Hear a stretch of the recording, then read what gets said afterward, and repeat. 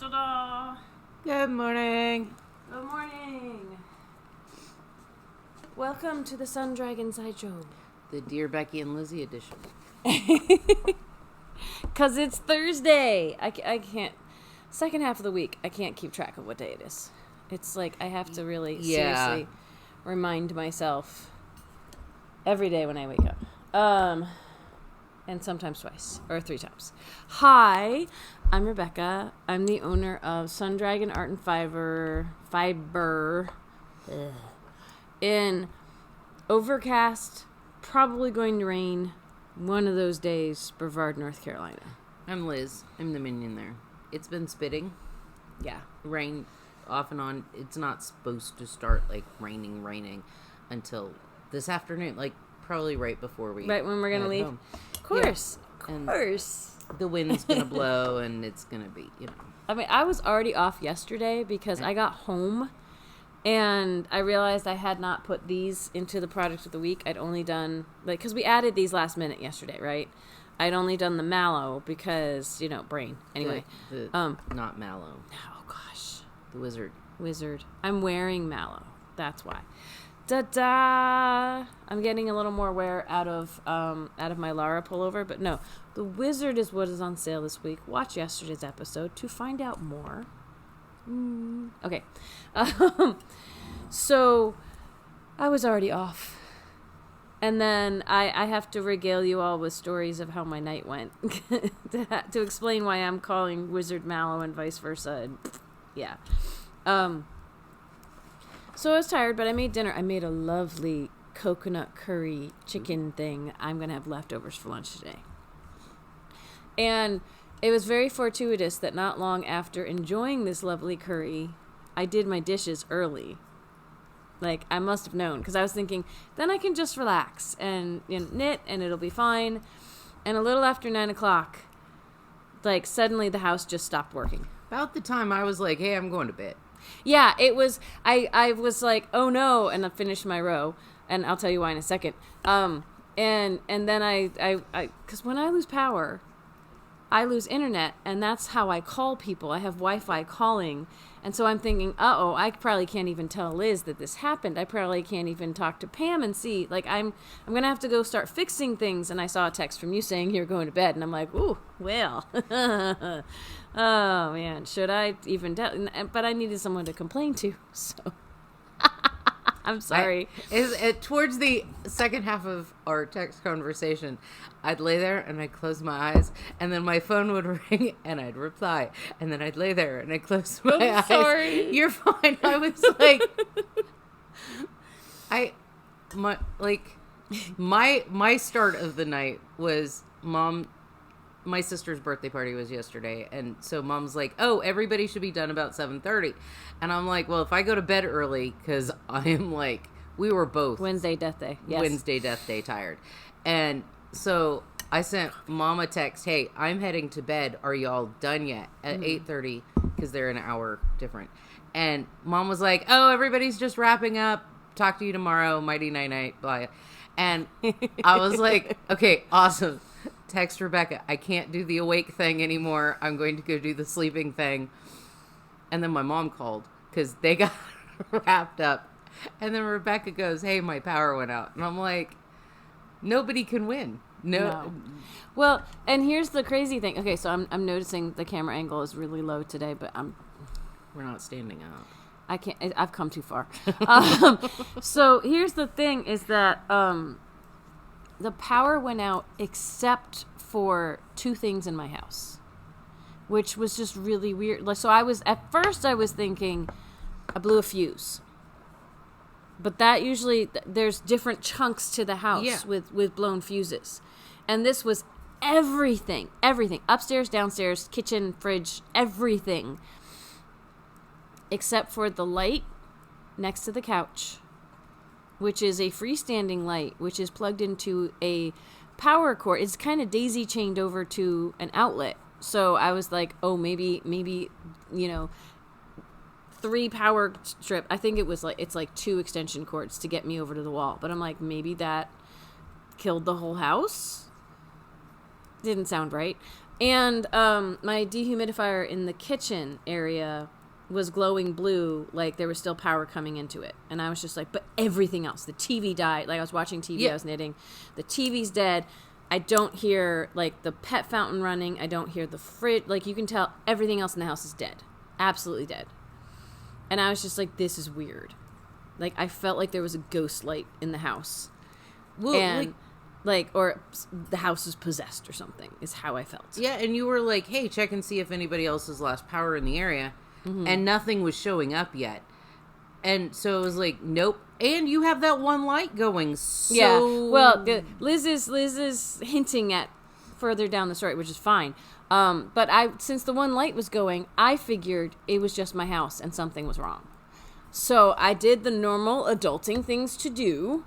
I watched my phone hit 20% and give me a warning. And then I was like, oh, I guess, the less adulting thing is I was like, this might be my only flashlight in the whole house. And it's on 20%. And the flashlight, using your flash as a flashlight on your phone kills your phone. So, but I went outside. No, I remembered I have a little camping light, like a little pop-up, needs D batteries, and whoever has that. I actually got that ready because of some other power outage another time. So I went upstairs and found that, and I was using that on what I realized later was the lowest setting instead of the highest one. But I was using that to kind of go around and check stuff, check light switches to make sure nothing was working. I was like, my too much heat running has exploded my house. I don't know. But my fuse boxes are in really weird places. One is outside and one is in the crawl space under the house, which is not a crawl space. It's a big, you can stand up and get into it, but the area under the house, that is not a basement. Yeah. So I went to the outside one on my driveway, and once I figured out how to get that one open finally, because you need to like unlock and you need to lift it up and then shove it down so it opens. I looked at it, I'm like, everything's fine. Everything's on. I even tried turning the main breaker on and off a few times. And then I went under the house. I started communicating. Luckily, some texts were going through, Exhibit Liz, and my landlord. So they were like, the breaker's under the house. And then we figured out the breaker was the thing on... Anyway, I went under the house to the other weird breaker box that we have. And everything looked fine with that. And I'm like, I'm in the creepy crawly, I don't know if there's spiders around me part of the house, and everything looks fine. And with my little camping light that isn't directional light, it's just kind of light that maybe I can see by. Anyway, so I had to drag the guy who might know something out of bed, and I felt bad about that because it was getting later and later. And when all the power first went out, I could see lights across the street. Like there are very few people around me right now because they're either traveling or they go to Florida for the winter, or it's VRBOs around me. The one across the street, the kitchen light has been on forever. It's like, I don't think there's anyone staying there. There's a car in the driveway. I think it's just stored there. But when no one is there, sometimes one light is left on in the house, like all the time. So when I first lost power, I looked across the street and I could see a light over there. And so I went, okay, it's just me. There's something wrong with my house.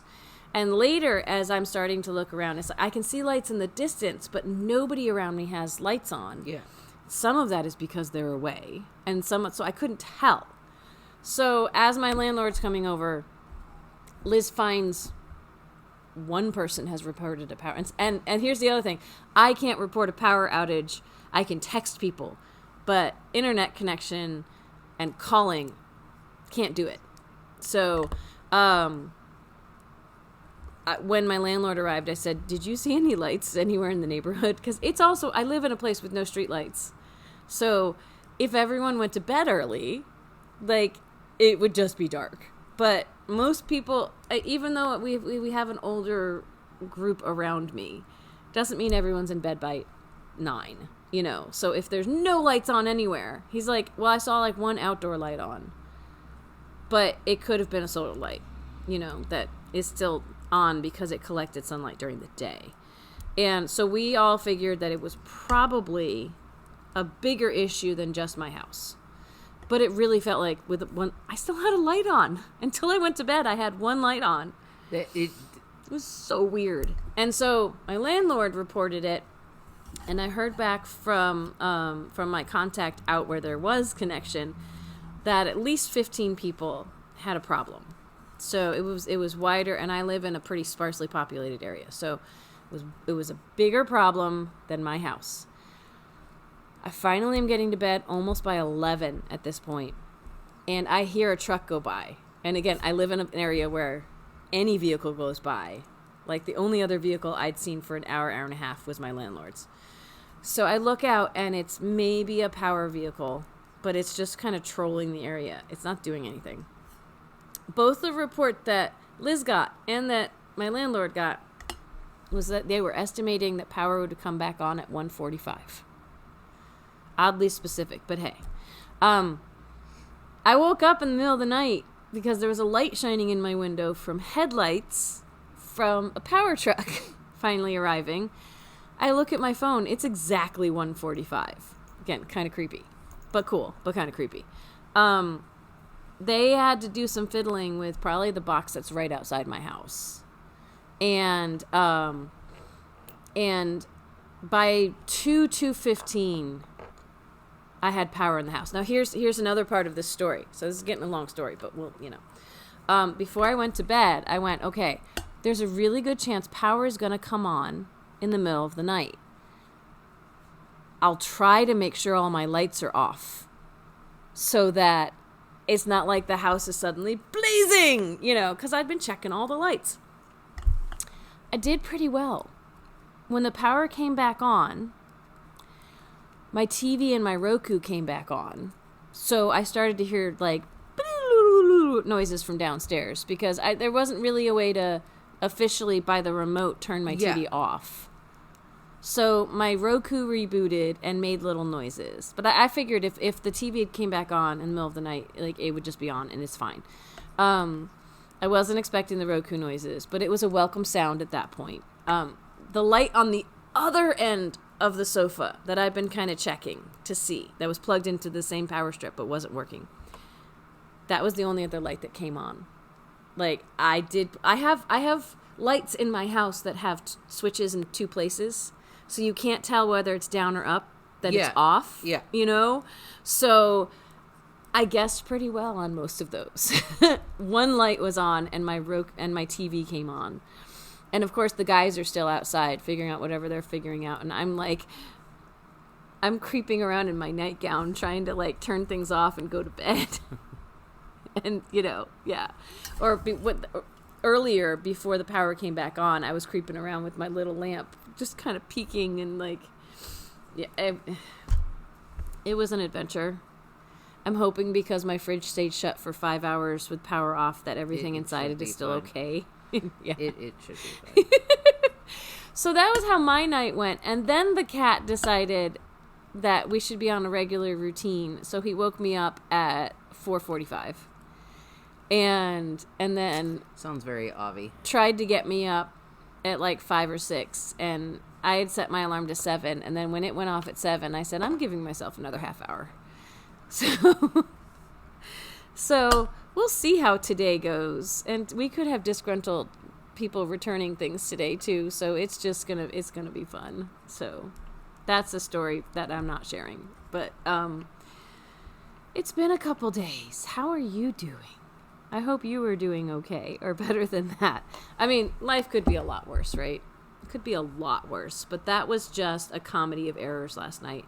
I actually got a little bit of knitting done on my confetti scarf by that single light and a little bit of camp light with batteries before I went to bed.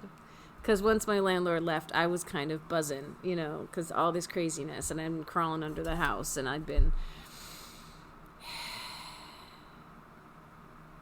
And I'm seeing on the phone my landlord family texting me back, because I texted them this morning just to let them know that it did come back on.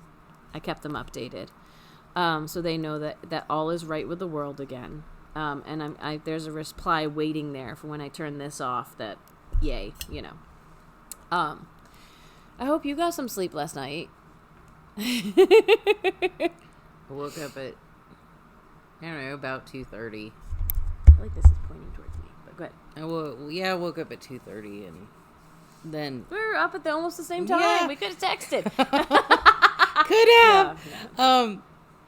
Yeah. I don't... Mornings are always rough anyway, and yeah. So it could be a Thursday death day, take 2. Yeah, I was thinking about getting a few groceries on the way home and hitting the grocery store on the way home, and now I'm thinking I'm just going home. As long as the food in my fridge is okay, there's nothing I desperately need.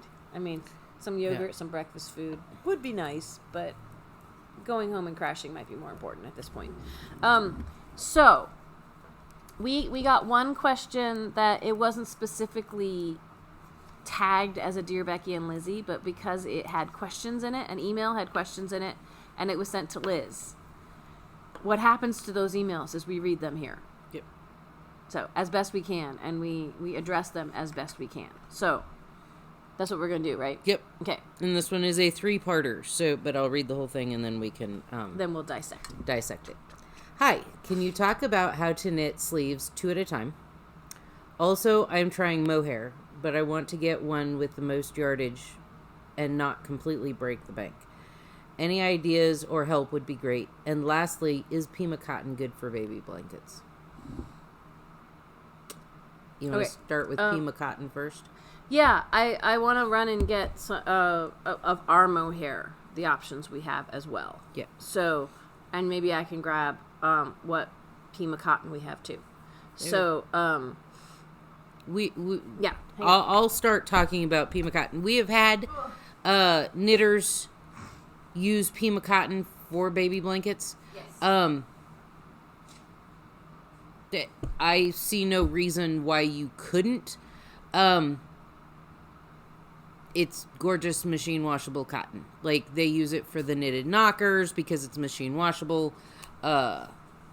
So it's it may not be as super soft as some acrylics and things, and it may not be as cost effective as some acrylics, but some people don't like synthetics. So if you'd rather if you'd rather have a natural fiber, and there's different pima cottons, but ours is the Cascade Ultra Pima that we have. If you'd like something natural, this one's great. This is definitely softer than some of the just cotton that we have, right? The pima cotton, I don't know if all pima cotton is mercerized, but what we sell is, and mercerized or gassed is another like variant on that, is a process where they kind of strip off all the fuzzies. They process it, and in some ways that can make it a little softer. It depends on the yarn. It also makes all the lace straight and flat. All the fibers go in the right direction. Yeah.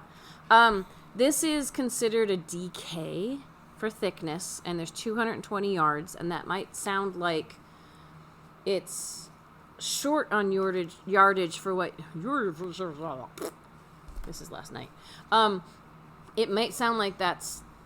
DK usually has more yardage than 220 yards for 100 grams, but that is because cotton is heavier, especially when it's twisted up, than wool or other fibers are. So you don't, what that means, it doesn't mean that your blanket's going to be massively heavy, but it means that you won't get as much yardage out of the same thing you put on the scale. Yeah. So that our worsted weight cottons have like 180 yards instead of 200. Fun fact. So, totally fine for baby blankets. If you want the squishiest, softest, most, trying to find the right adjectives there. What some people think of when they think of baby blankets is super fuzzy, soft, lightweight, that kind of thing. This is not necessarily your best bet. The Ultra Pima is going to give you more of the vintage look to a baby blanket, where, we had somebody do a vintage baby blanket with cables and lace, and stitch definition was better. Stitch definition is gorgeous, but it gives it more of that heirloom vintage look to a baby blanket than just a fuzzy, right? And honestly, blanket. It's gonna last longer. Mm-hmm. Not that a baby blanket has to last like super long, but if you wanted it to become an heirloom, vintage, like passed down through the generations thing, this might have a chance of lasting longer through wear and care and all those kinds of things. I was gonna say something else and it's gone, but no, I think this would be a really great thing. Just if you have a pattern that has certain yardage on it, take that into consideration. I mean, it's machine washable. That's what people are often looking for in a baby blanket. That's what I was going to say. The Ultra Pima has a little bit of a shine to it, which is nice versus some of the rougher cottons that we have. So this is not necessarily going to be as squishy soft as some of our acrylic blends. Believe it or not, acrylic and nylon blends can be really soft. But it's going to be softer than our really sturdy, I would use it for a dishcloth type cotton. Yeah. So, Pima cotton is a nicer cotton.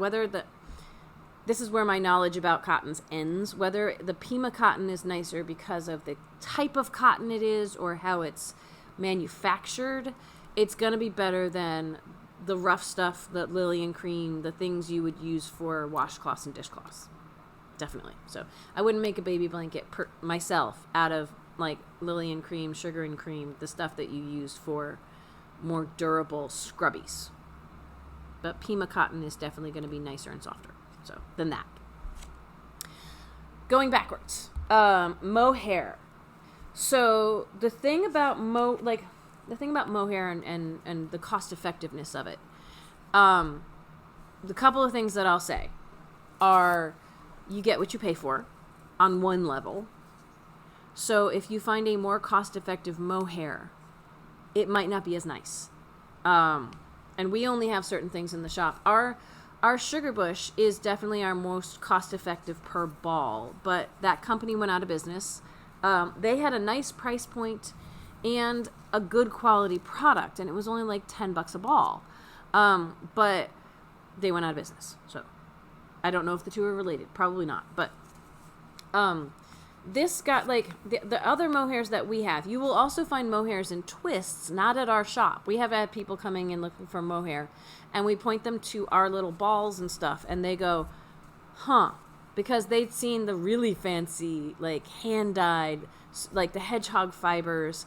And I think Stephen West puts out his own mohair. I found an indie-dyed mohair. Chances are, if a mohair is in a twist, it is fancierly, which is not really a word, produced, so it will cost more. Yeah.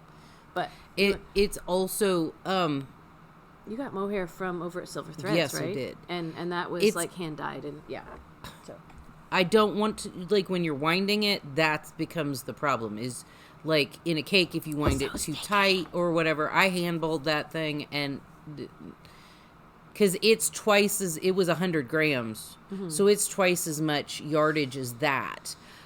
But by that shames this, because it comes in a twist. It was an interesting wind. Well, and go ahead. That's the other thing to consider is when you're looking at the price sticker on mohair, you also want to look at how many grams it is and what the yardage is, because this guy is basically just shy of $30 for this amount of mohair. What's the yardage? Which might sound, well, I'm going to look at that in a second, but which might sound really expensive, but there's a lot of yardage on it. And these guys are $15, $16, $17 ish. Our Lana Gatto that we brought in, with sparkles or not sparkles. When we reorder the sparkles, the price is probably going up. But it's only 25 grams. And again, so when you think, oh my gosh, 25 grams, so to get 100 grams, I have to buy 4, and oh my gosh. But, so Liz, there's a lot of yarn. Mohair, 25 grams really gets you a lot further than you would expect.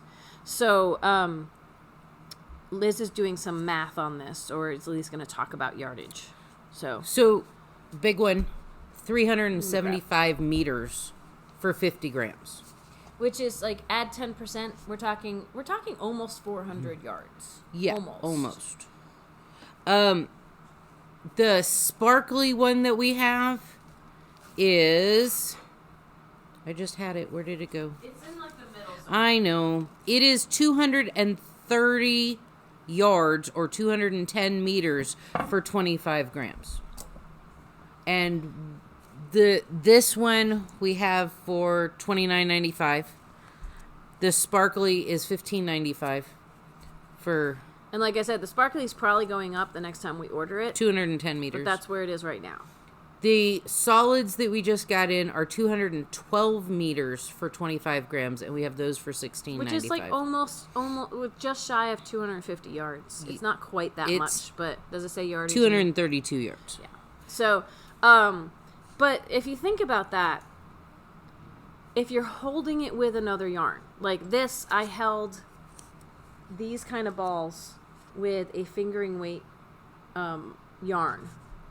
And one of these I could hold with a fingering weight skein of yarn, and they would be pretty much equal. They would last for the same amount of time. So 50 grams of this would last as long as 100 grams of the fingering weight when they were held together and knit on, right, I think I was on a size 7 or something with this. Yeah. One of the 25 gram ones, say you're holding it with like a worsted weight yarn. You could hold it with 100 grams of a worsted weight yarn, and it would last about as long, even though it looks like it won't. Yeah. You can get a whole hat out of one of these if you're only knitting it by itself. This guy, I used 4 balls of this yarn only because I wanted the sleeves to match. Like, I wanted this sleeve to match this sleeve with the color changing. I could have done it with 3 skeins. I'm pretty sure I only used 3 skeins of the fingering weight and 3 skeins of this, which, again, holding things together, especially the fancier the yarn, the more the cost is going to add up. I totally get that. I want to say, though, that all the yarns we have, they're in the same price range, $15 to $16 for 25 grams, $30 for 50 grams. The drizzle is cheaper, but the company went out of business early pandemic, so there hasn't been a chance. Massive amount of it, and we're starting to run out of it. Yeah, yeah. And I'm sure if they were still in business, that the price would be the same as these. Right now, it is $9.95, but it's only 200 meters, 219 yards. So actually, if they were all the same price, these would be your better deals, right? But, you know. If you're looking elsewhere, I mean, obviously, we're going to talk about stuff that's in our shop because we'd love for you to buy things from our shop because that's a small reason we have this channel. We also want to share our joy of knitting and crocheting with you. But at the end of the day, I'm a retail yarn shop, and I need to try to keep that going. So, you might find other mohairs from other places where the cost is a better ratio, and until you buy that and test that, you're not going to know if that savings of money is worth it, or if there's like a higher content of something else in it, not as much mohair, maybe there's some nylon in it instead of silk, maybe there's something else that they've done so that they can lower the cost of it. This is 75% mohair and 25% silk. This is 76% mohair and 24% silk. I've seen ones where they're 80-20, right? Yeah. That one's got some This one is 14% silk, 4% nylon, 4% polyester, and 78% mohair. This is 70-30, so this is 70% mohair, 30% silk. It's super floofy. Like, different mohairs will also have different amount of fluff to them. So it's a little bit of a challenging conversation to say, well, what's going to be the most cost effective? I mean, different mohairs will behave differently. And it depends on what you're making. Like, if you're just making a hat with 1 ball of mohair, find the most cost effective ball of mohair with, you know, most of them will have at least 200 meters on them. For 25 grams. 25 grams. Yes. That's, you know. If you have further questions, let us know. Yep. We should move on to the... Yes. We should move backwards to the 2 at a time sleeves. Liz is actually knitting 2 at a time sleeves right now. Are you doing those on 2 circulars? I am doing them on 2 circulars. There are ways to do them on one really long circular if you want to do what we call magic loop. It's a little tough as we're sitting here this way to fully describe and articulate how to do 2 at a time sleeves. The mohair sweater I just showed you, I did not do them 2 at a time because I was holding yarns together. It was a little more complicated. I have a video for how I set up 2 at a time sleeves that goes into more overhead detail if what we're going to talk about for the next couple of minutes doesn't make any sense. But it's very similar in many ways to 2 at a time socks, where you have half of each sleeve on one side of the magic loop or one needle, and then the other half on the other side, as Liz is kind of demonstrating here. The main difference I find between, and here, before I go into the main difference, so if you can hold that up again. So what Liz will do with 2 at a time, you're not going all the way around one sleeve and then all the way around the other. It's like her yarn is right here. So she's going to go across with that ball of yarn that I just held up. She'll go across this sleeve, and then she'll drop that yarn and she'll go across the front part of the second sleeve with her other ball of yarn. And then she'll turn around and go across the second side of that second sleeve and then drop that yarn and then pick up the first yarn and go across the second side of the first sleeve. So it's like A, B, B, and then A, B. And so it really, there's a lot of like making, like, what would you say, like, for either pros and cons of this or what you have to pay attention to when you're doing this? What would you say? You have to pay attention to what sleeve and what ball of yarn. Yes. Like, it is so common, even for people who do 2 at a time all the time, to wind up, because when you're knitting across, your sleeves look like this. Needle. And if you're talking, if you're not paying attention, you can wind up taking this sleeve's yarn and knitting all the way across. Oops. And then your sleeves are joined together. Mm-hmm. And you have to tink out. And new knitters all the time are like, oh, I can't wait until I've been knitting as long as fill in the blank. Because I won't make any mistakes. So then I won't do that. And then I'm like sitting there at the table, and Rebecca knits her sleeves together, and Carol knits her sleeves together, and I knit my sleeves together. And it's like, no, it's more of a paying attention thing. Yeah, or it's not that you won't make mistakes. Like you joke, well, you'll just get them You get to them faster. But the flip side is, the more you make mistakes and fix them, then maybe the less concerning it becomes. Yeah. It's more of a, oh, poop, I messed up, I have to back up, instead of, no! Yeah, it's my life is over, and I have to rip this project back to the beginning. It's like, okay, I guess I need to pay more attention to what I'm actually doing, because it's more complicated than, The last thing I'll say about, we could talk more about it, but we do need to wrap up to open up the shop. So again, if anyone has follow-up questions, send them to Liz. The last thing I'll say about sleeves versus socks is socks are free-floating, freestanding. You can get them set up so like the backs, the heel sides are facing and the front sides are facing.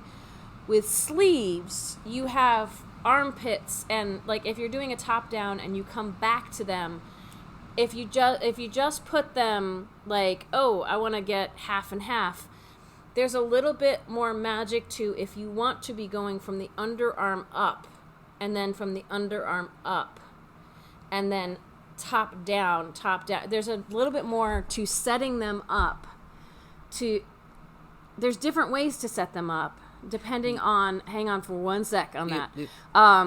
Depending on how you want to approach them. If you want to be doing the same side, like A and then A and B, you have to be pretty deliberate to how you set them up.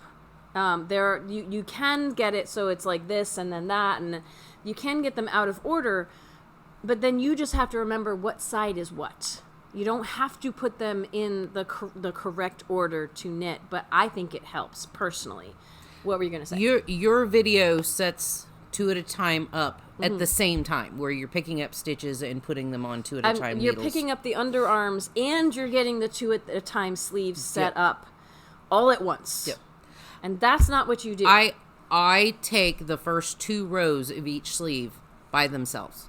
So I pick up and then knit completely around to the beginning of round marker on both sleeves. And then I'm like, okay, yarn is here, put it over here and angle my sleeves and slip everything onto. It's kind of like, for some people, when they're joining like a hat in the round, they might knit a row or 2 first and then join in the round. It's like get it set up and then figure out the distribution and craziness. And I just do it all at once. Everybody's got their own method for that.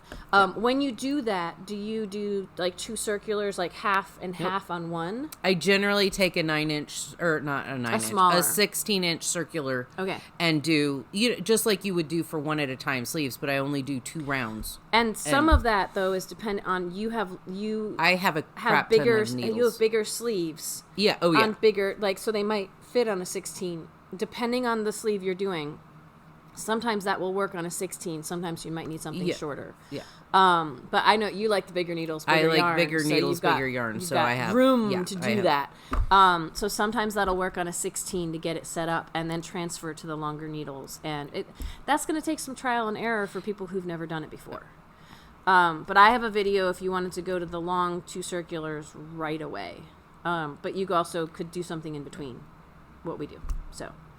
I think you could still use my video if you do the setup like Liz, but then want to say, how do I distribute them? You could still use my video for help. Just go to that point, or instead of the picking up stitches, just treat it as I have my stitches. I just need to distribute them and go here. Yeah. And then snake around and come here. And sounds weird, hard to explain from this distance. So, we need to go open the shop, but it's lovely because then your sleeves are done at the same time. It might feel like it takes longer. I find the same thing with socks, but then they're done. I like 2 at a time, especially because then you know which rows your decreases are on both at the same time. You decrease instead of if you're doing tapered. Yeah. Like this didn't have any decreases, but the sleeves are the same length because I switched to the ribbing at the same time. Yeah. Even though I pulled back, I got them back on my 2 circulars, so they were still the same length. That's kind of nice. So you don't have lopsided sleeves. So you can always count and measure. Everyone has their own way. It's not that 2 at a time is better. It's just different. For anybody that suffers at second anything syndrome. Mm-hmm. Right. It's best. Okay. We have like 2 minutes till the shop opens. And that's because I got in late because, power. Okay. So this weekend, let's see. We have virtual sit and stitch tomorrow night, Friday night from 7 to 9 p.m. Get in with the shop phone number on Zoom. 828-877-3550. And we will be back at this all next week. I can't remember if there's anything else. There's nothing else virtual happening this weekend. Nope. There might be other things going on. Like, we were theorizing the 18th is the anniversary of when we started filming. And that's going to hit this weekend. So we haven't figured out what we're doing to celebrate that. So that is something that we will announce next week. And it will be, if we do anything to celebrate that, it will be for YouTube only. But we haven't planned it today because power. I had issues last night. So it won't be happening on the 18th itself. But we are getting ready to celebrate 3 years. 3 years of filming. It's crazy. We will talk to you more about that on Tuesday. We will have hey, it was just the anniversary of us filming. So we'll talk about that next week. All right? So hang tight to that and tune in because we just had a big sale. So, whatever. But, we'll give it a whatever. rest. We'll let you know what we plan next week. Dun, dun, dun. As I choke. Bye. Have a good weekend.